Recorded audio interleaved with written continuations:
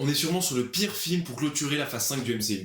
Bonjour à tous les amis, très bonne année. Les amis, on est de retour, MC Movies, nouveau studio, nouvelle année, pour vous faire des débriefs sur l'actualité et peut-être d'autres avec des vidéos régulières. Donc n'hésitez pas à nous suivre, à vous abonner, à suivre l'Instagram. Et l'Instagram qui s'affiche voilà, juste là. Juste là. Et on envoie direct. Aujourd'hui, on se retrouve pour taper sur Marvel, parce que Marvel n'est pas sage du tout en ce début d'année, notamment avec Captain America 4, Brave New World. Ça va pas du tout. Ça va pas du tout. Marvel est en chute libre, comme le faucon dans le film. Il n'y a rien qui va dans ce film, mais on va vous faire un petit contexte évidemment. Qu'est-ce qui se passe dans ce film ? D'abord, qu'est-ce que ça raconte ? La suite, l'héritage de Captain America, nouveau Captain America, Sam Wilson qui prend le rôle, et une intrigue qui est vraiment directement, qui est la suite de Hulk 1, qui est sorti en 2007, 8. Donc, une intrigue particulière qui vient de loin et qui est, pourquoi pas, mais qui est mal exploitée, on va le voir. Voilà, l'héritage de Captain America par Sam Wilson et le président Ross, qu'on a vu notamment au moment des accords de Sokovie, enfin Ross, général qui devient président. C'est à peu près tout. En termes de contexte, en réalité, il se passe pas grand-chose dans ce film, hein, on peut le dire. Il se passe pas grand-chose. On peut commencer tout de suite là-dessus. Tout le film est prévisible, malheureusement. Chaque scène spoil la prochaine. Trop explicatif, alors qu'on est sur un thriller où on doit se poser des questions. On doit se demander qui est l'ennemi. Tout a été spoil dans la bande-annonce. Ah, ça c'est terrible. Tout a été spoil dans la bande-annonce. On peut... C'est pas grave, pas de structure, on commence par là. Ce film est un aveu de faiblesse de 200 millions de dollars. C'est le budget du film. Et pourquoi c'est un aveu de faiblesse ? Parce que tout a été spoil, comme Mathis vient de le dire, par la bande-annonce. C'est terrible. On a un Hulk rouge, c'est clairement une grosse surprise, une nouveauté. Ça fait venir du monde en salle, et c'est pour ça que ça a été fait. C'est pour ça que c'est fait, alors que... Sinon, personne ne vient. Sinon, personne ne vient. C'est terrible. Pour un Captain America, c'est terrible. C'est terrible parce que la première trilogie, elle est top. Je veux dire, si on aime Marvel, elle est top. Et voilà, c'est pour ça que moi je vois ça comme vraiment, clairement, un aveu de faiblesse. Et c'est terrible parce que si le film avait été bon, ils auraient pas eu besoin de le mettre, ce Hulk rouge. Donc quelque part, comme tu le dis, bah oui, c'est un aveu de faiblesse. On met le Hulk rouge parce qu'en fait, notre film n'a rien à raconter, n'a rien à dire sur le développement des personnages, n'a rien à développer sur Sam Wilson. Parce que déjà, il faut avoir vu la série, donc si tu vois pas la série, il arrive ici avec ce qui s'est passé dans la série, t'es un peu perdu. Il y a un léger rappel, mais il y a plein de personnages qui ont été introduits là-dedans, qui sont d'un coup, qui sont là, installés convenablement, sans trop de rappel, etc. Non, mais les personnages n'évoluent pas. Il n'y a pas de lien, donc il y a plein de gens qui n'ont pas vu la série. Que ce soit ça par rapport à la série ou par rapport à Hulk. Le film a 15 ans. 15 ans. Presque 20. Mais presque 20, enfin ça suffit quoi. Mais ça ferait évoluer les personnages, parce qu'on peut mettre les deux en lien, l'histoire et la non-évolution des personnages. Ça serait ok, parce que c'est sympa, on a un personnage qui est un peu nouveau, machin. Sauf que c'est mal exploité, ça ne fait pas évoluer les personnages. On a juste un méchant qui a un super potentiel, mais qui se fait... qui en fait... sans trop poser de problème, qui arrive pas assez fin. Qui arrive pas assez fin, qui est un méchant, je veux dire, très classique, avec un plan machiavélique. Enfin, malheureusement, c'est très inspiré de Captain America 2, parce qu'on a un espèce de contrôle mental sur des gens, avec des lumières. Bon, avant, c'était juste Bucky. Là, on a plusieurs personnes, ils manigancent de manière planétaire. Quelque chose. Déjà, on ressent pas l'impact de ces manigances, parce qu'on parle que des États-Unis, ou éventuellement un petit peu du conflit avec les Japonais dont on reparlera plus tard, mais c'est vrai qu'il n'y a pas d'impact, ce méchant-là. Il se téléporte là où il veut, quand il veut, pour aider le scénario. À un moment donné, je suis désolé, mais... c'est vrai, il a un jet. Qu'est-ce qui se passe ? Il a un jet privé et en 2 heures, il fait la moitié des États-Unis. C'est quand même très bizarre de mettre ce genre de personnage-là, que ce soit, j'ai même plus son blaze, mais celui avec son cerveau, ou Hulk rouge dans un film Captain America.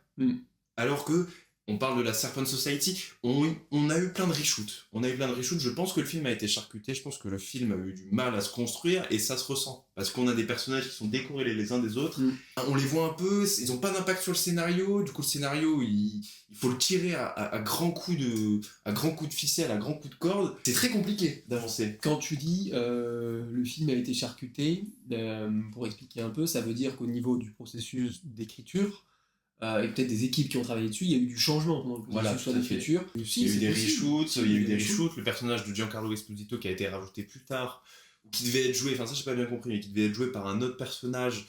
En fait, la Serpent Society devait être beaucoup plus au centre du film. Et il y avait eu des leaks comme quoi il y aurait eu une petite équipe d'Avengers contre le Hulk rouge. Et quand on voit la gueule des images, et on en reparlera aussi de la gueule des images, je veux dire, le combat final avec Hulk, on sent... Enfin, où sont les 200 millions? Ils en sont où, les 200 millions? Où sont les 200 millions? Ils ont pas mis dans les porte-avions. Les porte-avions, ils sont pas allés tourner sur l'océan Indien. Ça c'est sûr. C'est très très compliqué, c'est très très compliqué de savoir où on va avec ce film.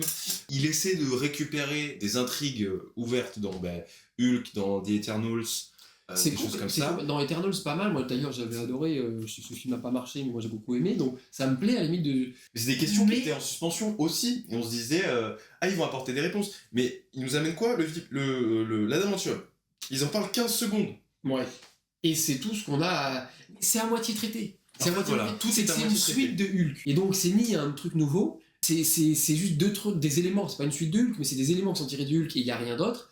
Et en plus, il y a la moitié de Eternals, c'est tout, il y a le contexte, ils se battent autour du Galactus. Et je veux dire, l'essence même de Captain America n'est pas reprise, puisqu'il n'y a pas de questionnement sur Sam Wilson. Sam Wilson, c'est Captain America.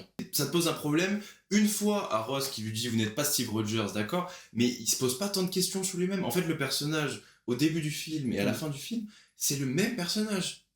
Il n'a pas bougé. C'est raison. Alors que ça, c'est hyper intéressant. Alors que dans le 1, on a la naissance du héros et du super-héros, qui Voilà. en plus est une espèce d'avènement, parce que ça se passe au XXe siècle. Donc il y a quelque chose de très nouveau, et donc il prend sa place dans la société. Et à la fin du 1, d'ailleurs, il change de société, il change d'époque. Carrément, dans le 2, il est dans cette nouvelle époque où il se questionne sur la place, sur le fonctionnement des institutions, etc. sur la remise en question de ces institutions Exactement, aussi. Ça commence déjà sur la corruption, sur tout ça, et à la fin, dans le 3, qui est un mini Avengers un peu.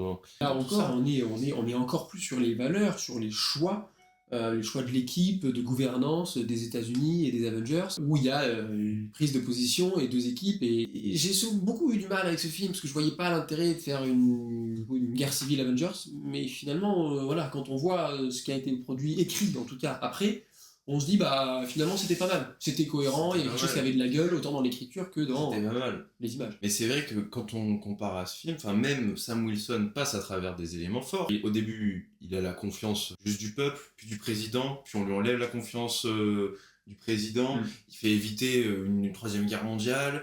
Il perd presque son meilleur ami qui n'a...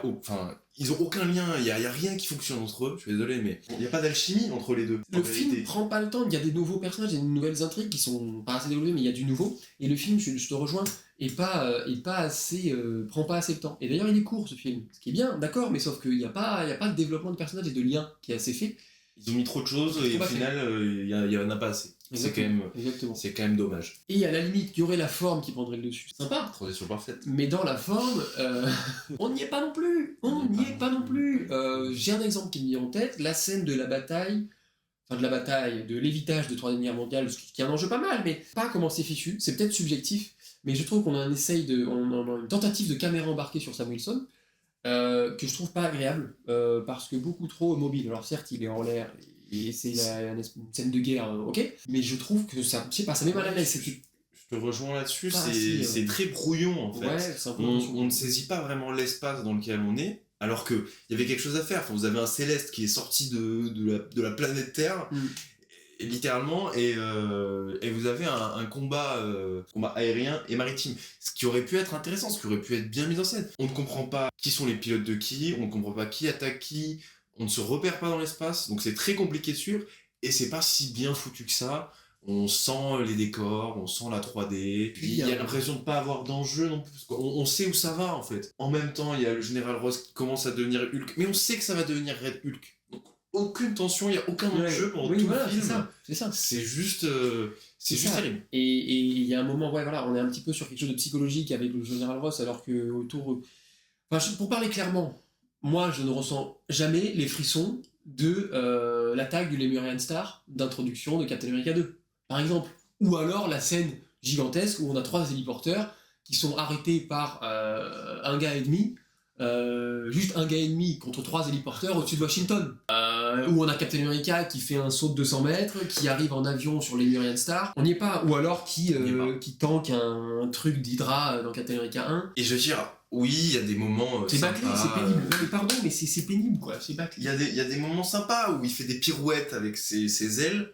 Ça, je peux l'entendre, ça peut être sympa. Mais j'ai pas l'impression qu'il soit vraiment mené au rang de héros, qu'il soit mis en valeur à ce point-là. Enfin, je veux dire, même le combat contre Hulk, ça paraît lunaire. Enfin, un mec sans sérum, sans rien, avec des ailes, il résiste à des coups de Hulk, de Red Hulk, qui est censé être quand même plus violent, qui est plus dangereux que Hulk dans les comics, mais qui, je pense, dans le MCU l'est tout autant, parce que maintenant qu'on a Professeur Hulk, mais c'est un autre débat, je pense que ce Red Hulk est censé exploser, littéralement, et le mec est tout seul. Le mec il arrive à le résoudre. Hulk Prime, il mettait des calbottes à tort. Il dégommait des espèces de gigantesques baleines volantes Shitori en un coup. C'est ça, Hulk, hein. Après, on a les trucs de vibranium adapté. Oui, peut-être. Mais quand il prend l'aile et qu'il l'arrache en deux, tu vas pas me dire qu'il résiste à un coup de Red Hulk. Je suis désolé.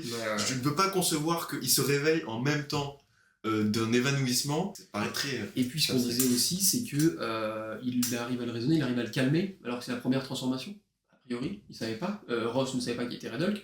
Et donc, d'arriver à... que Sam Wilson arrive à le faire revenir à sa forme humaine, dès la première fois, aussi facilement, entre guillemets, ça paraît peu cohérent. Surtout que juste après, quand ils enferment Ross, on a Betty qui arrive. Pourquoi ils ne font pas venir Betty avant ? Enfin, ça aurait été plus cohérent que Betty calme Ross plutôt que Sam Wilson. Lui parle de Betty, qui lui parle. Enfin, je veux dire, c'est Sam Wilson, ils sont pas potes dans le film. Et on nous fait comprendre qu'ils s'entendent pas.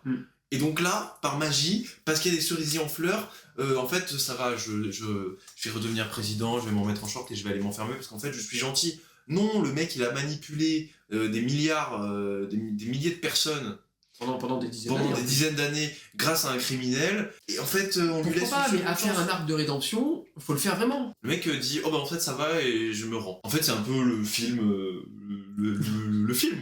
C'est, ouais, ça va, je me rends. Le film, c'est ça. Le film, c'est ça va, je me rends. Ce qui fait aussi que, moi j'ai trouvé que non seulement il n'y avait pas de scène d'action vraiment puissante, enfin à hauteur en tout cas, alors qu'il y a le contexte, et de pareil émotionnellement. On n'a pas de vrai challenge sur Wilson, on a un petit peu des enjeux psychologiques, mais qui sont pas une vraie évolution de personnage. On a du psychologique pour Ross, mais c'est tout, pas vraiment de moment d'émotion. Il y a la blessure de son pote, ou on a une apparition de Bucky. Et franchement, attention, ça aussi, Bucky qui vient, 45 secondes à l'écran, autant pas le mettre, gardez-le pour ce merci. Mais par exemple, son pote, est-ce qu'on en a eu quelque chose à foutre Enfin, moi, s'il était mort, je n'en ai rien à foutre. Car je n'ai pas le temps de m'y attacher. Et pourtant, j'ai vu la série. Je n'ai pas le temps de m'y attacher parce qu'on ne s'attache pas au personnage. Et c'est quand même dommage quand on veut relancer un univers avec des nouveaux personnages, des nouvelles têtes, de ne pas s'attacher au personnage. Je veux dire, quand War Machine s'est écrasé dans Civil War, ça fait mal au cœur. Ça fait mal au cœur. Alors que le mec pour Captain, tu vois. Et le mec est pas si important que ça. War Machine, on l'a vu dans 3 films Iron Man, il est pas si important que ça.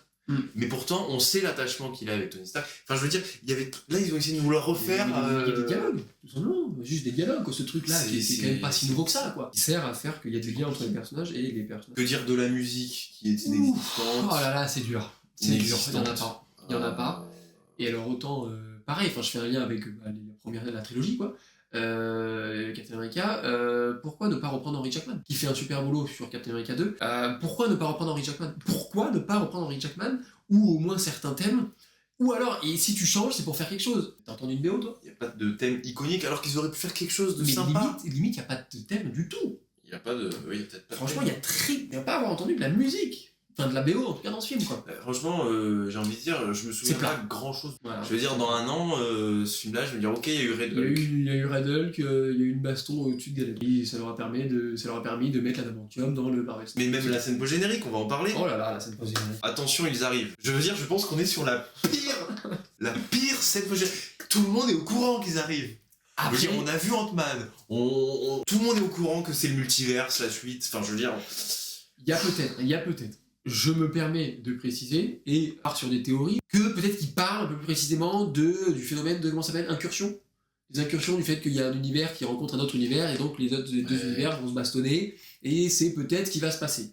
D'ailleurs, on sait pas, parce que passer les dans frères la Russo, mesure. ils mettent des petits comme ça, et ils feront ce qu'ils veulent, donc d'une manière on sait pas, mais ça parle un peu de ça, donc éventuellement on a des concepts qui sont amenés. Pour un film qui clôture une phase, qui en lance une nouvelle, je sais plus, mais qui clôture une phase, je veux dire, la scène post-générique, pour moi, elle doit te donner envie de voir la suite. Ou être forte émotionnellement. Ou être forte émotionnellement. C'est pas le cas. Voilà. Ça aurait pu. C'est vraiment le résumé de Captain Ça aurait America. pu, et je rajoute juste un petit point, c'est dommage parce que moi, la bande-annonce me donnait envie. Il y avait eu une espèce de...